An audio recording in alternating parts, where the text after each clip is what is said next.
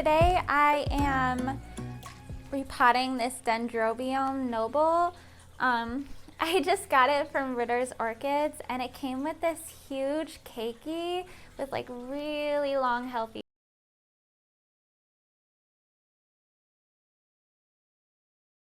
roots. And I don't know if I should disattach it or not, or leave it on there. I'm just gonna leave it on there for now and kind of let it grow a little bit. I'm just this is such a beautiful, healthy plant. I know that it's a really pretty white blooming variety and it's very, very root bound. So we're just gonna repot it and try to get rid of the old media inside here. So I have it in a bowl of water now soaking, and I'm just gonna try to use my fingers to get under the roots. If you can see what I'm doing there. I'm like massaging the roots and trying to loosen up the old media. We want to make sure we get as much of the old media out as possible because it can kind of disintegrate, and then it would just it can choke the roots and it's not good. Orchids really need to be in loose media, so if you have degraded media, it can really damage the orchid, almost like just putting it in straight soil. So right now it's really hard packed in there, so I might end up losing a couple roots, but it has so many healthy ones that it's okay if I do. So I'm just massaging the roots a little bit. It's really not easy to do.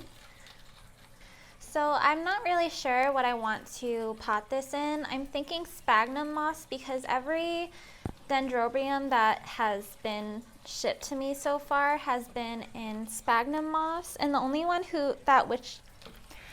Dendrobium that wasn't in sphagnum moss doesn't look as healthy as the rest, so I'm probably just gonna put it in sphagnum moss.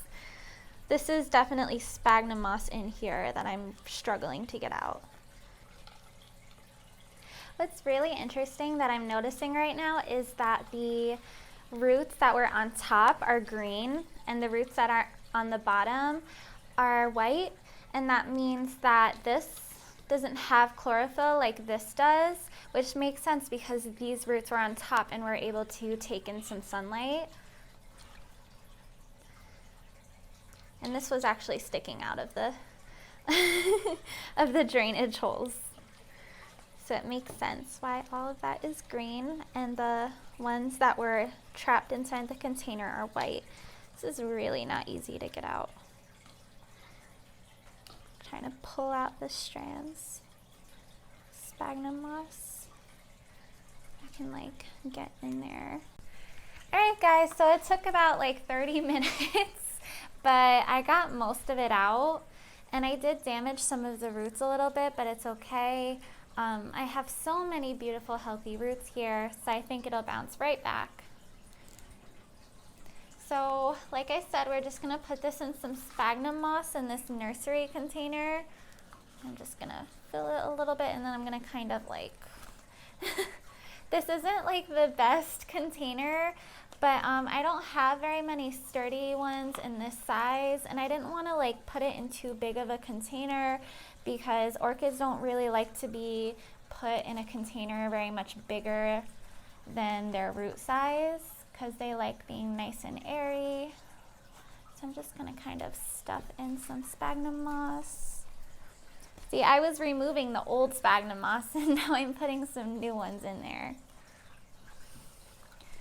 Sphagnum moss needs to be replaced every like 1 to 2 years, I think 1 year maybe, because it tends to degrade a little bit fast because it holds a lot of water.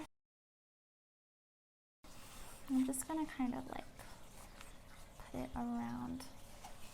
I'm not really too worried about it being in the roots right now. The roots will grow and they will find their place and they will be just fine. I don't know what I'm gonna do with this little keiki. I have to like do more research and look at it more. This keiki. I don't know what I'm gonna do with that.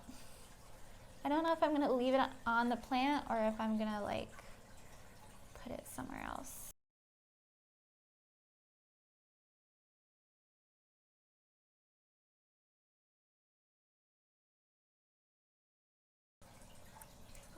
Okay, so this should be fine.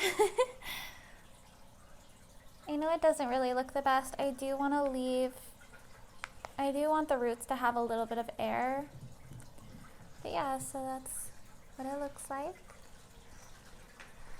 Repotted. Beautiful. Really hope I have some flowers soon. Alright, well, that's it for today. Thank you for watching my channel. Have a good day. I'll see you next time.